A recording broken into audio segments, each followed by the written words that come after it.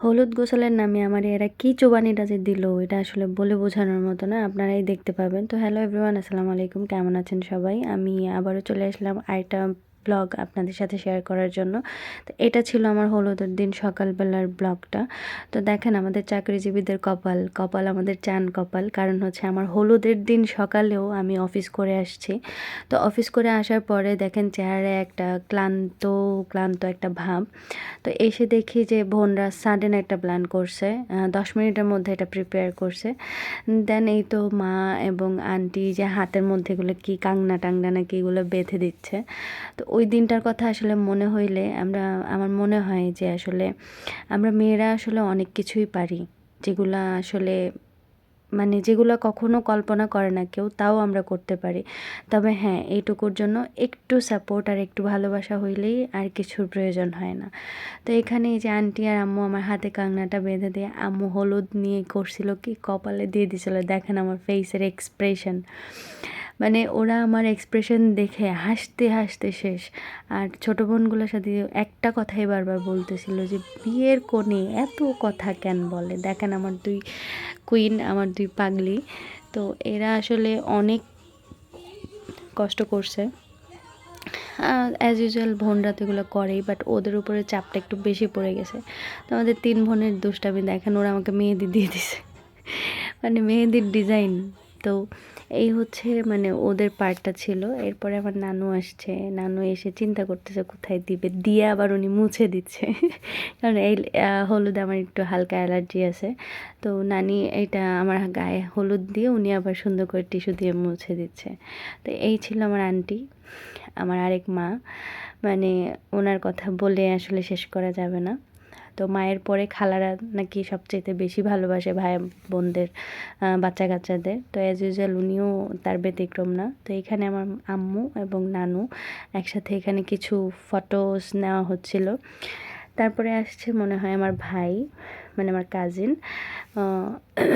ও অনেক লক্ষ্মী একটা ছেলে, মানে ছেলেরা এত সাধারণত এত লক্ষ্মী হয় না। মাশাআল্লাহ আমার ভাইটা অনেক লক্ষ্মী। তো ওরে নিয়ে কিছু ছবি নিলাম, কিছু ভিডিওস নিলাম। আর এরা হচ্ছে আমাদের পাকনিপুরি, মানে সবার ছোট আদরের দুলালি, আমার ছোট বোন। আমি ওর চুল ঠিক করে দিচ্ছিলাম যাই হোক, এই ছিল আমার হলুদের আগে, হলুদ গোসলের আগের যে প্রোগ্রামটা, রিচুয়ালসটা। আমি এতদিন ধরে আসলে সে ব্লগটা রেডি করব, এডিট করতে অনেক সময় লাগে। তো তাই জন্য আর কি ওরকমভাবে সময় হয়ে ওঠে না। এই তো চলে আসছে মোস্ট ইম্পর্ট্যান্ট অ্যান্ড মোস্ট দুষ্টু ভাই আমার। তো সে আমার হলুদও দিবে, মেহেদিও দিবে, সব দিবে। মানে আমি তোরে বারবার বলতেছি যে আমার হলুদে অ্যালার্জি আছে, তুই দিস না, তারপরেও সে নাছোড়বান্দা দিবে, দিয়ে ছাড়ছে। দেন ছবি নেওয়ার পালা। এরপরে আসছে ওই যে প্রথমেই বললাম যে হলুদ গোসলের আগে, মাঝখানে বলি এই হচ্ছে আমার ফটোগ্রাফার, কিউট ফটোগ্রাফার। তো এই যে হলুদ গোসলের আগে যে মানে ভিডিওর শুরুতে আমি বললাম যে হলুদ গোসলের নামে যে আমার কিচ্ছু বানিটা দিল। এই যে দেখেন সবাই আমাকে নিয়ে দাঁড়াইছে, দাঁড়ায় এখন যে কোথায় নিয়ে যাচ্ছে সেটা তো আপনারা দেখতেই পাবেন। খুব তোড়জোড় করে নিয়ে যাচ্ছে। আমার আবার পানিতে একটু মানে ঠান্ডা পানিতে আমার একটু সমস্যা হয়, পানি আমার খুবই ভয় লাগে, লিটারেলি আমি অনেক ভয় পাই। তো ওরা আমাকে গোসল দিবে, সেই প্রিপারেশান নিচ্ছে। আমি তো ভাই ভয়ে শেষ। দেখেন আমার ভাই, আমি বলছি দে, দিলে তাড়াতাড়ি দিয়ে দে, ঢং করিস না। এরপরে আবার নাকি মানে জন প্রতি 3 মগ করে মাথায় ঢালতে হবে। এটা হচ্ছে আমাদের কে জানি বলছিল, নানু না আন্টি বলছিল এটা নাকি নিয়ম। আচ্ছা আমি এসব জানি না, নিয়ম টিয়ম কি হয় না হয় এগুলো আমি বুঝিও না। মানে আমি জাস্ট বলতেছিলাম তাড়াতাড়ি দাও তাড়াতাড়ি দাও, আমার ঠান্ডা লাগতেছে, আমার ঠান্ডা লাগতেছে। মানে এইটা কি মানা যায়? এই এমনিতেই তো মোটামুটি ঠান্ডা, এর মধ্যে আমারও ঠান্ডার একটু প্রবলেম আছে। আমি না করতেছি যে দিও না, পরে ও আবার আমার বলতেছে না আপু 3টা।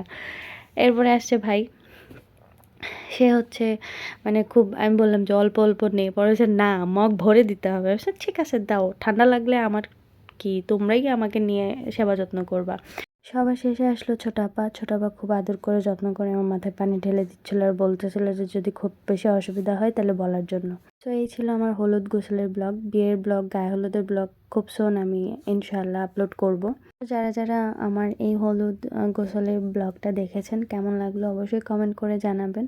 অ্যান্ড আপনাদের সহযোগিতা আছে বলেই এতদূর পর্যন্ত আসতে পেরেছি। তো যারা যারা সহযোগিতা করছেন, যারা যারা সবসময় পাশে থাকছেন, তাদের প্রতি আন্তরিক কৃতজ্ঞতা জানিয়ে আজকের ব্লগটা এখানে শেষ করছি। আল্লাহ হাফিজ, আসসালামু আলাইকুম।